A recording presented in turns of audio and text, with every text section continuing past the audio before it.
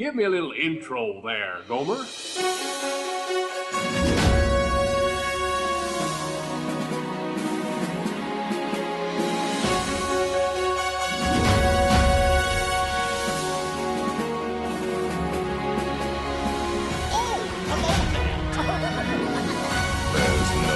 turning back now. Let's put on the show.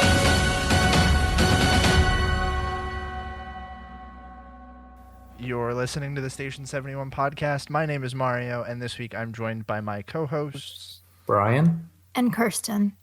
So we're going to be sitting around the campfire this week and telling some spooky Disney ghost stories. First, as always, let's dive into the news and talk about some stuff that's happening at Walt Disney World. So first thing that we got on this list is that there will not be a nighttime parade in time for the 50th. I know a lot of people have been kind of speculating on what we were going to get. And I think at this point it should be very clear that we are not getting anything. That's a nice way to put it. I mean, like, this should have been obvious from the start, though, right? Like, what would they do? Throw another nighttime parade together? And we knew Spectrum Magic wasn't coming back. Yeah, that is like the biggest travesty. Like, Spectra was my favorite. I'm still mad about that. I can't believe that they let that happen. Yeah, I don't know. I feel like we need Paint the Night. I mean, Disneyland has had it forever now, so why can't we just get a duplicate? You know, I mean, if they wanted to be really lazy, that would be the way to go, but they're not even going for really lazy. Yeah. It makes me mad. Like, we need a nighttime parade. That's one of the things that is special about Disney. Mm-hmm. It does just feel so, there's something missing at night. I don't know. It's sad that they've come out, and said this. There's not even like a glimmer of hope of something coming back soon. So I don't know. At this point, I would not hold my breath for a nighttime parade in the Magic Kingdom for a long time. Like, I don't know. I feel like with how Happily Ever After is so central on, like, having to see it from the front side of the park, it's a little bit harder for them to do that because crowds for that form so early on that they would have to rope off the parade routes, and that would stop people from getting in those spots early. And I just think that we're at a point now where we're not going to see that happen. You know what would solve that problem? Taking away Happily Ever After. Bring back wishes. Yeah. But I mean, that is a good point as to like why it doesn't make sense. But I don't know. This combined, well, I'll wait till we talk about the next topic because I feel like they kind of go hand in hand partially. Yeah. Well, I mean, I can definitely see that because this is also nighttime entertainment news. Rivers of Light is getting an update.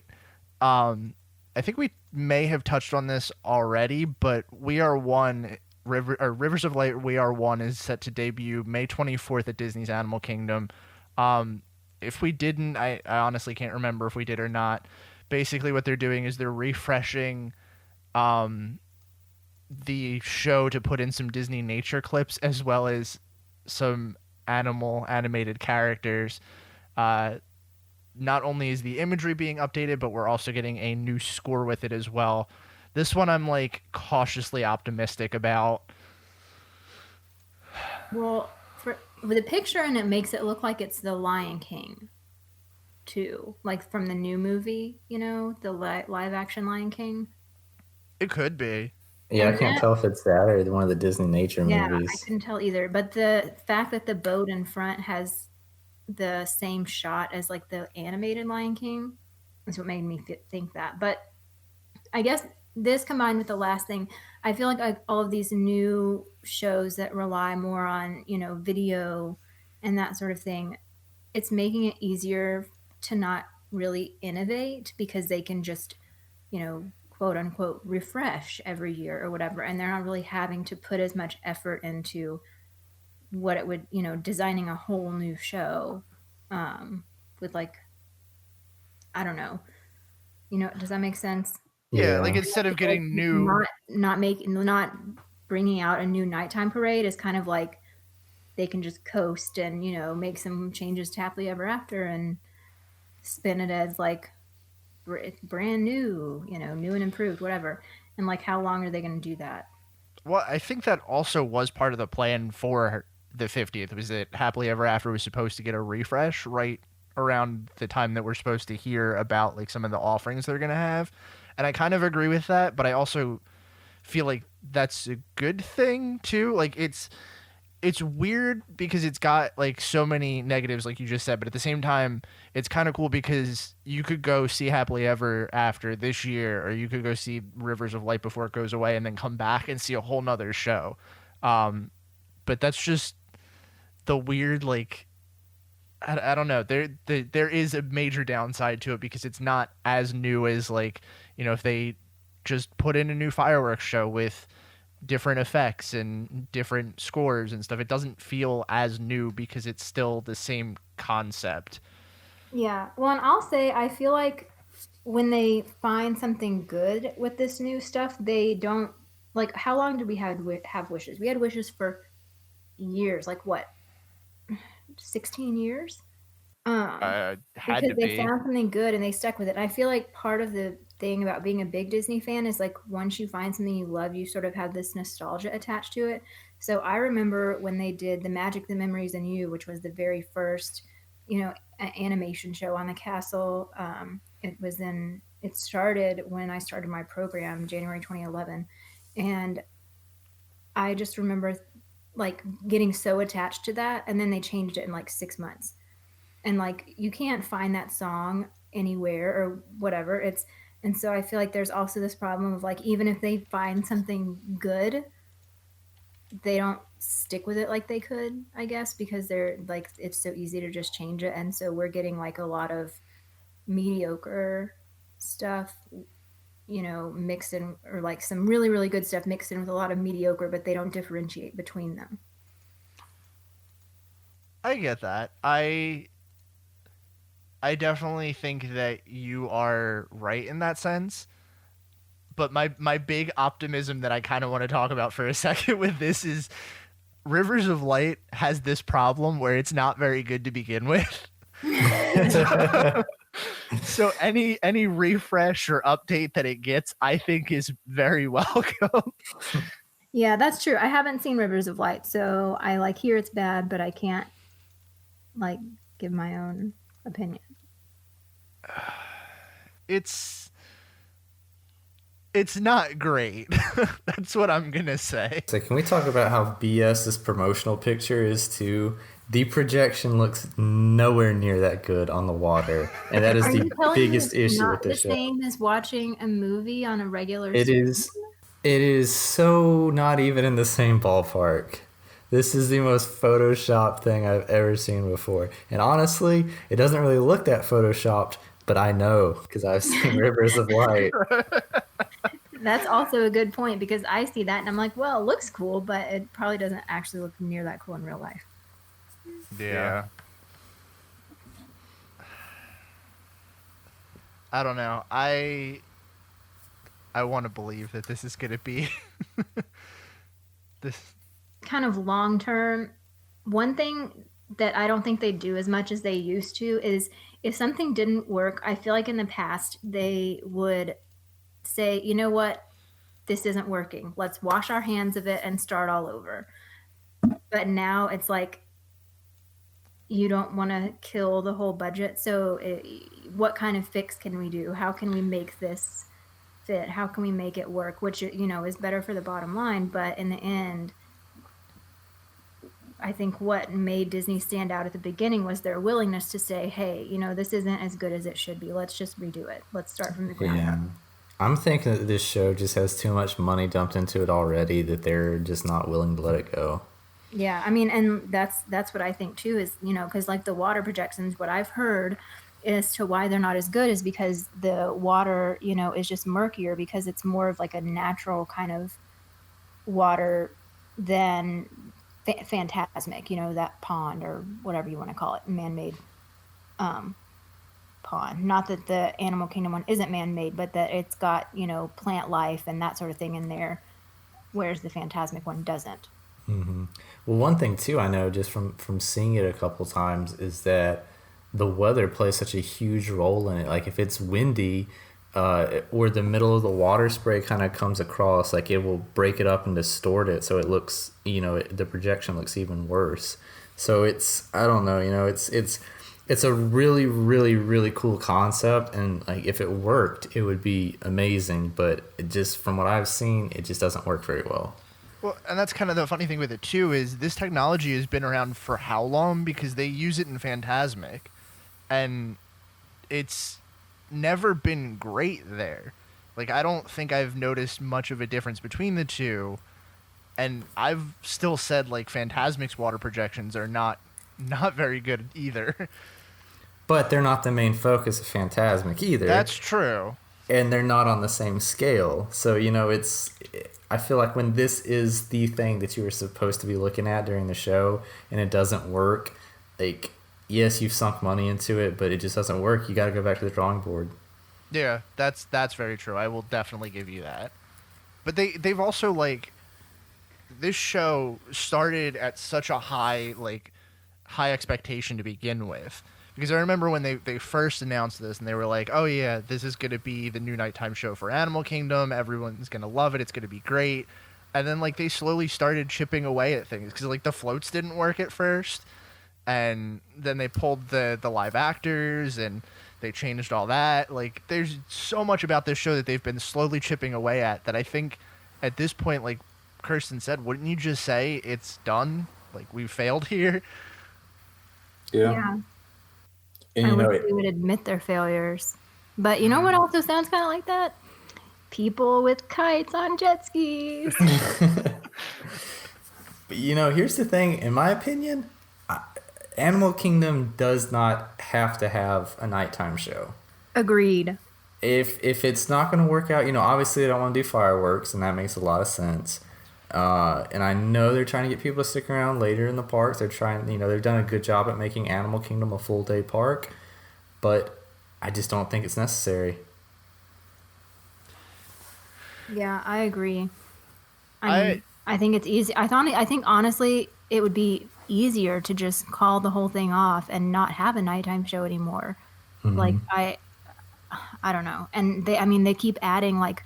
There's like 5 now at Hollywood Studios, so... Don't even get me started on Hollywood Studios and the whole half-day park thing, because I have been trying not to go on this tirade with the whole Mickey and Minnie's Runaway Railway thing. But the other thing with it, too, like, they have the Tree of Life Awakening. I think that is a good enough nighttime show and a better representation of Animal Kingdom than anything else that they could put in there. Like, it's not a big, like, draw-in show, but that is enough. Mm-hmm. Yeah. Yeah, agreed. Maybe we should take these ideas to Joe Rohde. He's pretty active on Instagram. They could also do something at Downtown Disney. I mean, I know that that's free, but if they really wanted to get people out of the park, like, clear some space from the Magic Kingdom or whatever, I mean, hey, shoot some fireworks off the Grapefruit Garage, like. Yeah. Grapefruit Garage forever. So the other thing with that is too, like, they did that before. They did the Christmas drone show there and they tested it out, but then like that was the last thing that they did and that was not great. I think that would make more sense having a nighttime show there than 3 at Hollywood Studios and Rivers of Light. Yeah. All right, so to a more positive news story. I don't remember if we touched on this, but there was originally a thing going around saying that Disney was going to be doing away with extra magic hours in the Magic Kingdom. It was largely due to the fact that they were running a lot of events in the time period that the extra magic hours had come out, but it looks like that rumor has been a little bit debunked as Disney has started to add back extra magic hours in November.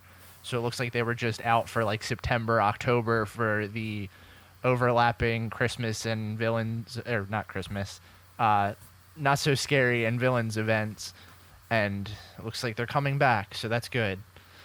Yeah, they would have had a riot on their hands. Yeah, and this just kind of confirms for me that Disney, they might not exactly put, the false information out there, but they certainly don't, try to say that it's not true. I think this was in a lot of ways like Disney kind of testing the waters to see how it was going to go, and people reacted really, really negatively and they backed off of it. So I think it's just kind of just like, for me, the next time I hear something like this and I really don't agree with it, I'm just going to try to think, hey, remember last time? Remember the time before that? Like, it seems like they've been doing this more and more lately.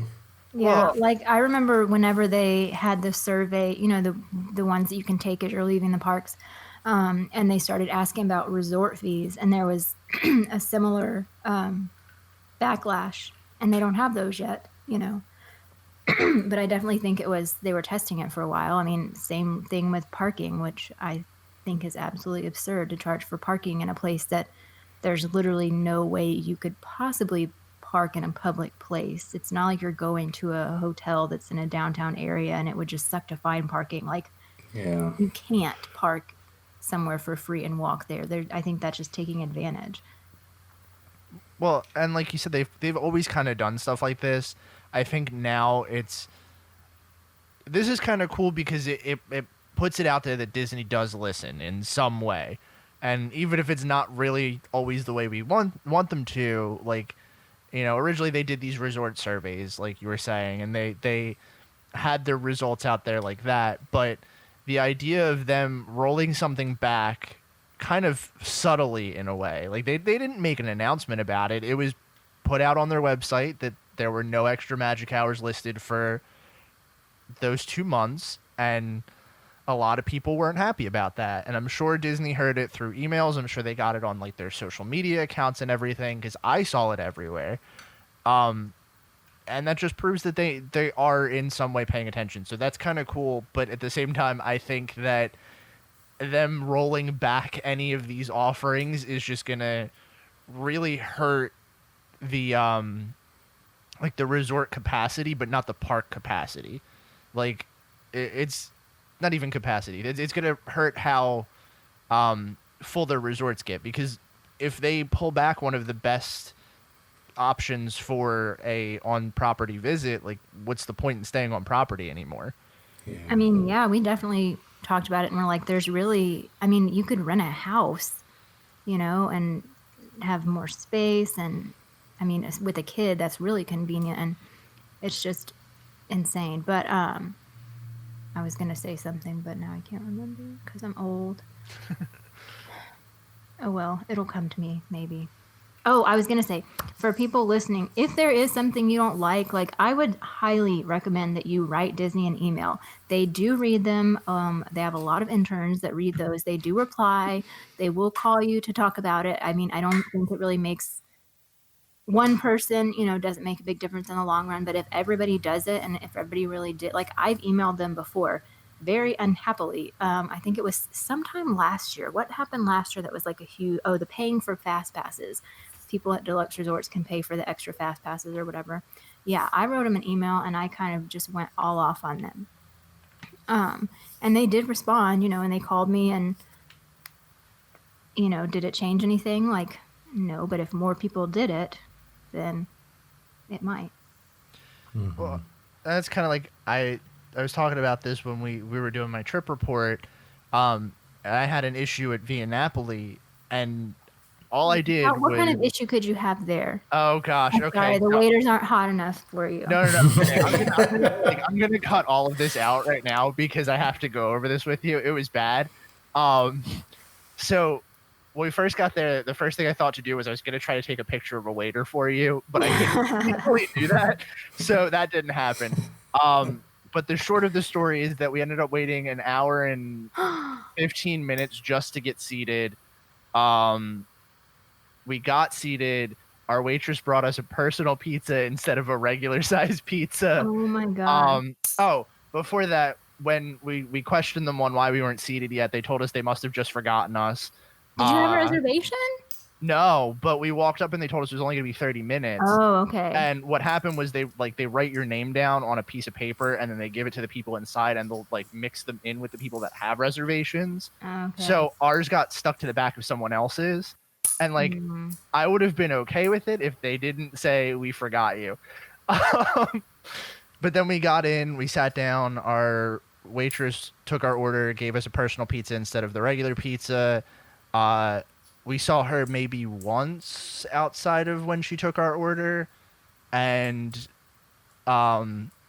where they seated us, it was like right next to the giant windows outside, like on the little patio area behind the big bushes, and there was only really enough room for like one person to walk by at a time.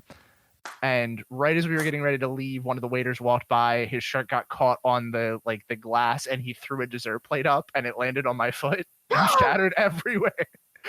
Yeah, that's the short of this story, but basically we had an issue at Via Napoli, and I had said something about, I can't remember if I like tweeted about it or I because I was really upset about the whole thing that happened, and immediately someone from Disney's social reached out to me and was like, hey, send me an email with a full description of what happened. I did. And then within 5 minutes of me sending it, they called us and wanted us to go to guest relations. And I was like, listen, it's not that big of a deal. Like, I'm upset about it, but like, it's really not that big of a deal. I got my pizza. I'm okay. It's cool that they would, take the time though to actually like respond and, that quickly and try to make amends, I guess. Yeah. And that's the thing. Like like you said, Kirsten, they listen. There's people that is their entire job, is to sit in an office and read those emails. So I guess it's nice to know that someone out there is listening. Yeah. So yeah, everybody email them about all these terrible things, and maybe they'll change. Tell them you think Bob Iger gets paid too much. I mean, that won't matter in a couple of years, hopefully. Please go. Didn't he already do this? Like, he did, and then he said he was going to stay on a couple of years because of the Fox merger. And the Fox merger happened and like finally got settled, and he was like, yeah, in 2021 I'm retiring now. That'll be the best birthday / 50th anniversary present ever. And the question is, who is going to replace him? I don't know. Meg Crofton. I like her. Anyway. Okay, so let's dive into our topic this week as we talk about some of the ghost stories around Disney parks. I don't think this was one that was recommended to us. Maybe it was. We just decided it would be fun to tell some ghost stories this week about Disney parks, the happiest place on earth. Yeah, so I guess we can dive into this. The first one that we had on the list, I put this on here. And I think this is a pretty common one. I'm sure most people in the Disney fan community have heard of George, the ghost that haunts the Florida version of the Pirates of the Caribbean. Yeah, that's the only one I know. Yeah, that was like the big one, and I think that's kind of what started this discussion, but there's a lot. Like, just looking at this list, there's a whole bunch here. But apparently the legend of George is that it can be told a couple different ways. One of them is that George was a welder who was killed in an accident. But the accident is what differs. Is some people say that he was crushed by a falling beam. Others say that he fell in the like Burning City portion of the ride. And ever since then, he's like haunted the attraction. All he really wants is respect, though. So if you say that you don't believe in him, presumably the ride will actually break down and you'll have issues while you're on the ride. A lot of the cast members supposedly say good morning and good night to him, and if they don't, it apparently causes issues as well. Yeah, that is the legend of George. This is one that you guys have heard, right? I mean, I know Kirsten said she has. Mm-hmm. I heard that when I was working there, but that's really the only one I've ever heard. Sadly, I never knew anyone who worked there, so I couldn't ask. Oh darn! That was going to be my next question. No, I wish, but no. Yeah, if anybody that listens to this actually knows anyone that works at Pirates, like, I would be interested to see if this is a thing that, like, most cast members do. Like, what the ratio is there. It would make me scared to work on Pirates, honestly. Really? Are you superstitious? No, I'm just very, very scared of everything. So now when we go through these, you're not going to be able to ride any of these attractions anymore. I mean, honestly, before I went on the Haunted Mansion tour, the backstage tour, when I worked there, I hated Haunted Mansion because it freaked me out and made me kind of scared. Yeah. Huh. I could Interesting. imagine pirates being kind of creepy too. Yeah. I'm a chicken. This one on here is actually Disneyland, but I guess we could talk about that too.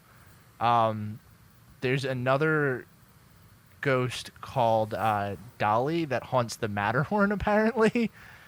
There's an urban legend that originates from, like, a really sad story about a lady named Regina Young that died in 1984 when she fell from her seat while riding the Matterhorn. She was struck by another oncoming bobsled. Her seatbelt was unbuckled, and they don't know whether she undid it herself or if it was the result of something else. The legend is that some cast members will feel someone watching them when they do their walkthroughs of their ride, and this section of the track that she died on, they refer to it as Dolly's Dip. I don't know if that's, like, an actual thing. I have heard about the woman who died, but I didn't know the actual ghost story part of it. A lot of these seem just, like, not, I don't want to say goofy, but, like, I don't know. I'm not a big believer of ghost stories as it is, so some of these are just like, okay. Oh, I think they're, like, probably totally ridiculous and not really true, but... Some of these, like, when I was trying to find stuff to put in here, some of them linked me to the subreddit No Sleep, which that was God. a very fun place to be. I can't read that place. But I feel like people who make up some of these are the same people who, like, made up the whole thing about Walt's frozen head, you know? Like, nice creativity, but... Speaking of creativity, the Haunted Mansion has a lot of suspected ghosts because everyone says that this is the best place to dump your ashes, and I find that very disturbing. Okay, that is true. I heard about that when I went on the tour, is that it's, I mean, and it's common all throughout Disney. Like, people, I remember one time that Pirates got stopped because somebody was dumping ashes in the water. It's not an uncommon thing. Honestly, that's kind of what I want to happen to my ashes, but I have a plan. And I would never just dump them in the parks or in the water because that gets drained all the time. And they clean the floors, like the ground every night with, like, those buffer thingies. So you're just going to get vacuumed up at the end of the day. Not a good idea. You need to find a more permanent location. Kirsten's thought this out. Oh, I have. I have a plan. I have it written out in case I die. Oh my gosh. Hey, I didn't grow up in any one place. I don't have a home. Disney is my home. So yeah. But anyway, no, that is true about the ashes thing. Yeah, which is gross. That doesn't surprise me, but it's like, come on. Why here? I don't know. People aren't creative. I guess that's true. But this first one, I guess, is more of like an urban legend rather than a ghost story. But apparently there was a myth a while back that the seance book that is in the seance scene with Madame Leota is actually a spell book. And it apparently, back in the 60s, there was a sound designer that was working on one of the scenes in that, or he's working on the scene in that room, and he heard a sound that he thought was just like a speaker that was gone, like, off the wall. And he tried to find it but couldn't find the source of the sound. Eventually, they pointed it to the book, which then they learned that it was real, and they haven't, or no one knows what they did with it. But that's a little far-fetched for me. Yeah, I feel like we all know they were like working overtime and everything trying to get this thing wrapped up. It probably this engineer working a bunch of sleepless nights trying to get things dialed in has just kind of started hearing things. Yeah. And I've told y'all about the knocking thing, right? No. From my maybe. tour. It's like it's not creepy really, it's just like strange is when the knocking in the hallway with all the doors and stuff never goes off. Really? Yeah, they're like just little mechanical pins, kind of like a deadbolt, that would come out, and so they push out the knocker and then it falls back, and that's how it works. And so they're not attached to any electrical system, or I don't know if they're battery operated or what, but they never turn off. So like whenever they're cleaning, and like for example when we were on the tour and we were walking through the hallway, it's just like knocking the whole time. Very irritating and kind of creepy. Yeah, that would freak me out big time. Another one with the Haunted Mansion is that a couple cast members have reported that when they were working alone, they've seen a man with a cane riding the attraction late at night. When he's spoken to, he doesn't respond and then disappears. Some people say that this is a ghost of a pilot that died when his plane crashed in the 1940s into what's now Bay Lake. There's a lot of these, like, people are alone, they saw someone riding the attraction by themselves, and it's a ghost. Yeah, is it possible this was just an old man that was kind of hard of hearing? But I have a question here. Is Bay Lake man-made? It was... It's not. Seven Seas Lagoon was, right, but Bay Lake's not. Oh, yeah. You're right. Okay, because I was going to say, that would not make sense. Anyway. Yeah, I don't know. And another one that's rumored for the Haunted Mansion, which kind of is similar. This is the Disney World version of it, because apparently there's a little boy that haunts the Disneyland version.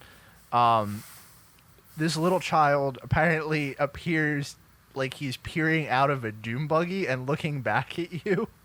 Oh, that's creepy. If you look at the link that's in here, like there's really nothing big on that one. Oh shoot, no, this isn't the right one. But there's a bunch of pictures of the little boy, and I'll find it somewhere. If you want to grab one of yours, Brian. I guess one of the more famous ones around the parks is Disco Debbie at Disneyland. Is rumored to haunt their version of Space Mountain, and she is described as a glowing green ghost who will appear inside the ride. And it's supposedly the ghost of a former cast member who died of a brain aneurysm behind the Space Mountain building and whose soul is now forever tied to the attraction. Man, when I die, I hope my soul isn't tied to the ticket booth.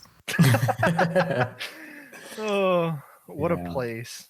With my luck, I'm going to end up dying the one time I ride Journey into Imagination again and then just be stuck there.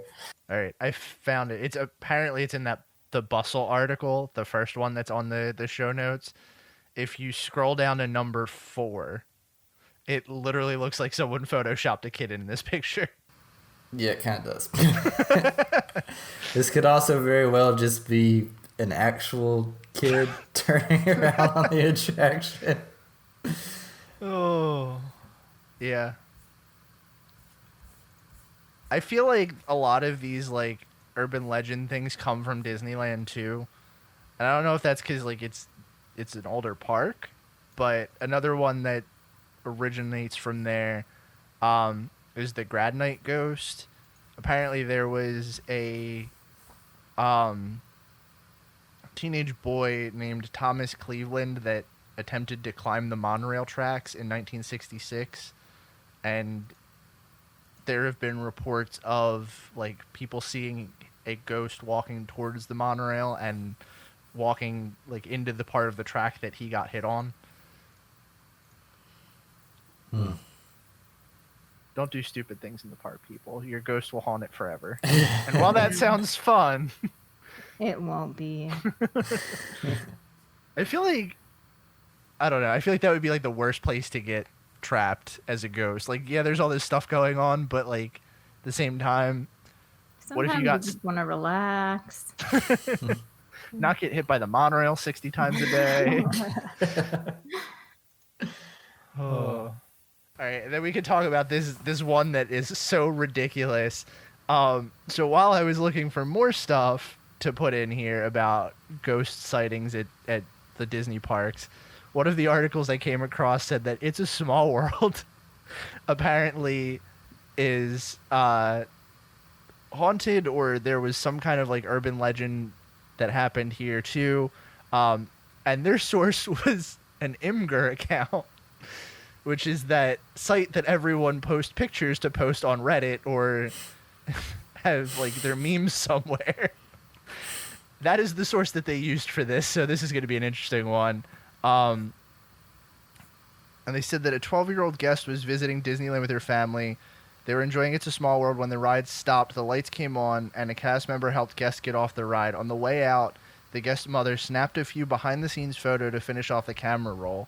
Outside, there was an ambulance and a police car, and when the family developed the film later that day, the last photo on the roll appeared to be a figure hanging from the ceiling. A child, an animatronic, a cast member, who knows what it could have been. You know, it's those dang animatronics, those clowns that are hanging from the ropes. Like, hello. Like, you know, the ones I'm talking about, the old ones. Yes. I know exactly what you're talking about. Like, come on, people. Get real. It's like the Wizard of Oz thing, like the urban legend that there's one of the actors in the background hanging themselves in one of the scenes. Oh, yeah. No, there's not. It's a bird. Like, anyway. So another one apparently in 1973. I know at least this story and the death is real because I know we've gone over some of these before. But in 73, two brothers tried to spend the night on Tom Sawyer Island and stay without getting caught. And while trying to swim across the water, one of them ended up drowning. And to this day, apparently, late at night, one of their ghosts haunts Tom Sawyer Island, which seems especially creepy. You should try and stay overnight and see if it's true. I still want to do it, and I don't know if this like deters me or makes me want to do it even more. Yeah, I don't know. I would not like to stay overnight on Tom Sawyer Island. Snakes, apparently. Oh yeah, it is. Here. I've run across multiple snakes. I know. That's awful. It comes with the territory. So are we ready for the last one? Sure. So apparently, this one might be the most far-fetched of them all, but apparently Walt's ghost is said to haunt the Main Street Fire Station in Disneyland. So as a lot of people know, the fire station at Disneyland was where Walt's in-park apartment was that he had set up that him and his family could stay in. And essentially, right after Walt's death, allegedly a cleaning woman was cleaning out the apartment and noticed that the lamp was lit. And Walt used to leave the lamp on to like denote that he was there. So anyways, the cleaning lady goes in, turns it off and leaves, and as she turns around, she sees that the lamp is still on, so she thinks she probably forgot to turn it off, goes back inside and turns the light off again, walks back out again and sees again that it is lit. And so that was the main thing that I guess started this off, but apparently other people have said that they hear knocking and footsteps coming from the fire station department at night, and this has kind of further led to this urban legend.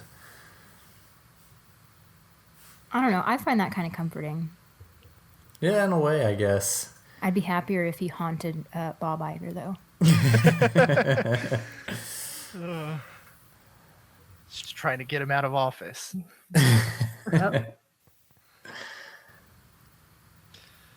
Yeah. So, overall, which one of these do you think is the most plausible? I mean, I'm going to say Walt just because it makes me feel the best. Out of all of them, probably none of them, but I like the Walt one. I also like the George one, and that one has been around for a really long time, and it is very popular. So, you know. Well, I think that the thing about both of those is that they're like, they've kept like a superstition kind of thing. Like, you know, that is, from my understanding, like tradition with cast members to say good night and good morning to George, but I don't know if that's like an actual thing because we don't know cast members. And at the same time, like the Walt's apartment thing, like you hear that all the time. I feel like these other ones are kind of just like, that small little thing is just ridiculous. I found a picture of it. It's really funny. Let me go find it for you.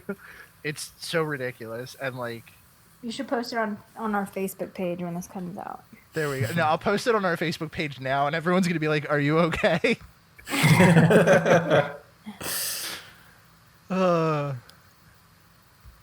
I'll post it there now and be like, listen to next week's episode to hear why I'm posting this now. Yes. But yeah, I think I like the Walt one, and I like the George one. Yeah, I think the George one's my favorite. Yeah. So do you guys have anything else you want to talk about with ghost stories, or do you want to wrap this up early this week? Because this was a fairly short episode. Here's a question. If you guys got stuck in a Disney park and you were haunting one location for the rest of eternity, where would you like to be? I feel like the Haunted Mansion's probably a safe I'll give you bet. one guess. I don't know. Tower. Oh, yeah. That's good. You know, yeah. Tower and Haunted Mansion would be good ones because, like, I mean, I feel like there's got to be more ghosts there.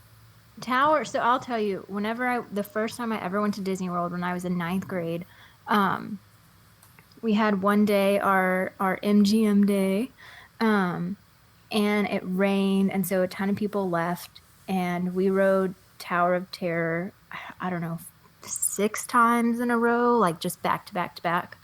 And the last time I finally got freaked out and I was like, I can't ride anymore because something about the ride was different. And I know obviously it's randomized how it goes, but I can't remember what it was that happened that time that, you know, hadn't happened the time before. But I remember I was freaked out. I was freaked out enough to be like, okay, I'm done. I'm not riding this again, even though like I love Tower of Terror. So yeah, I think it has some freaky things too. I feel like you would be able to like spook people on Tower of Terror totally. and Haunted Mansion too. Like that's half the fun. Yeah.